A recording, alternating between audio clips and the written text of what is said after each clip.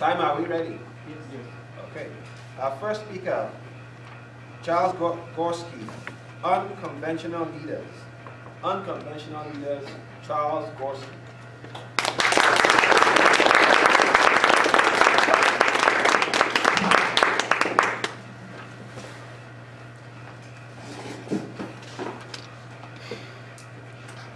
It was said about the Western Apache Indian tribes that there was a very specific and very interesting piece of information about their notion of chief. For their chief was not someone who must have been obeyed, but rather was selected upon qualities that he shared with the community.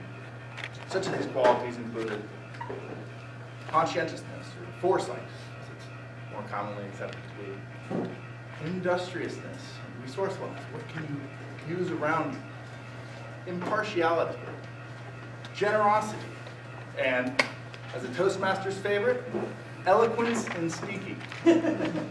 Fellow master crafters and welcome guests, I'm here tonight to talk to you about leadership. Not just any leadership, but unconventional leadership. Why is this important? Because leaders are guides. Leaders bring tools and clear communications to situations they never thought were possible. Leaders help to diffuse hectic and aggravated situations with the slightest humor. Leaders seek to build coalitions and have people work together to better the lives around them. Now, who here is familiar with what I'll call hierarchical leadership? Who knows about presidents, or chief justices, or district governors, for example? Who would have thought of that? There are all sorts of these types of leaders that we're very familiar with. The Pope sits on top of a pyramid of the Roman Catholic Church. Commanders and admirals sit on tops of military pyramids, of which everyone below them is some degree subservient to orders. You are told what to do. I don't know about you all, but I do not like being told what to do. My mom and my wife, they can kind of tell me what to do. For the rest of us, this is what I mean when I say hierarchical leadership. And this is what I think of when I think of conventional leadership.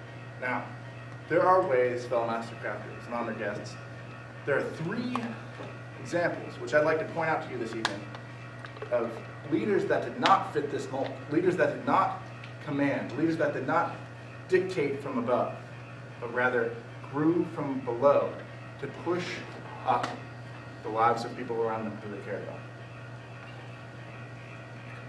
Number 1 was a man, an anonymous man, call him Bill W.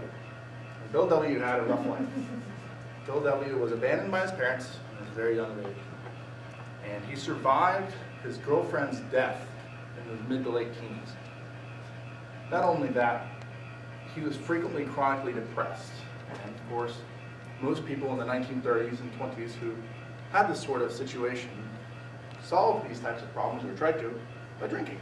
Lots and lots and lots of drinking. Well, this Bill W. was no different. He sought to feed his thirst, so to speak, but eventually it got him into sort of trouble. In fact, he finished everything he needed to do for law school, but was too drunk to go pick up the diploma the day of. So that's how impactful his drinking had become on his life. Well, he eventually spoke with a doctor and found out that the doctor had claimed that had he continued on this course of action, he would either die of alcoholism or be medically incarcerated on what was known at the time as wet brain, which is an alcohol-induced situation where you're unable to think for yourself. He needed help, so he finally looked around. He found a side of himself he didn't think he had. It's a spiritual side, which he embraced.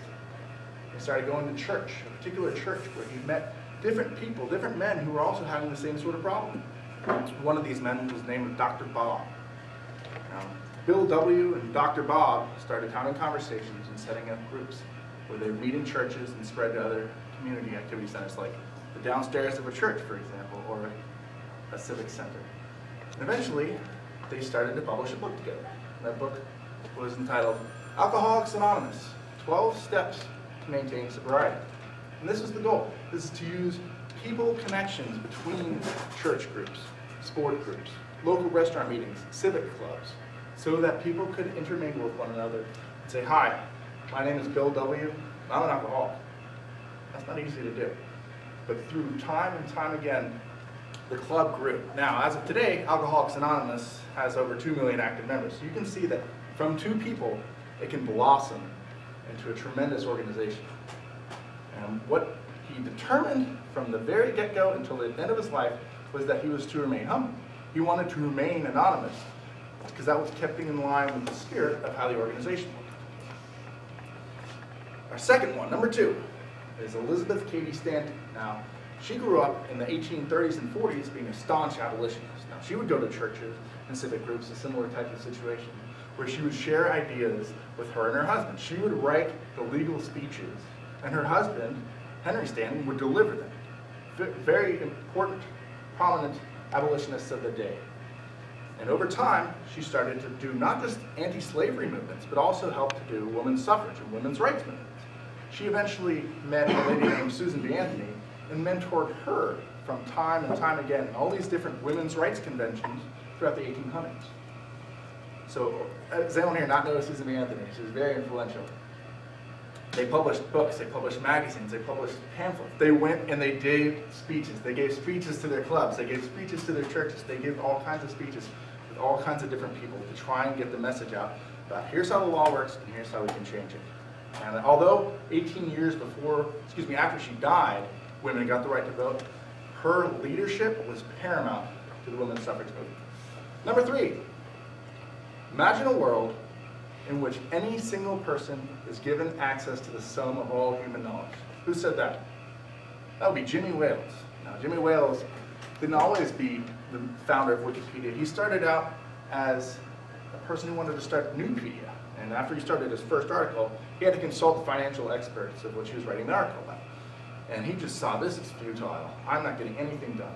So what he did instead was he said, I'm going to be more of a synergetic matchmaker.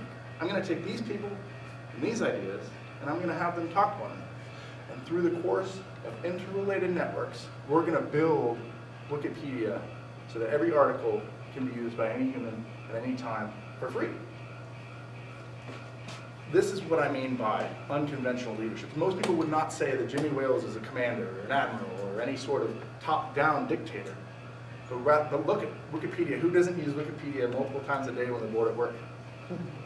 So my fellow Mastercrafters, I told you an Apache quote at the beginning to remind us that it's not new. Having unconventional leaders is not new. And I encourage you to look around at the unconventional leaders in your life. Mr. Constance.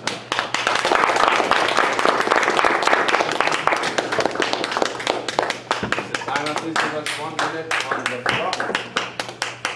1 minute on the clock for our judges. I will please ask again that you silence your phones, put them on vibrate.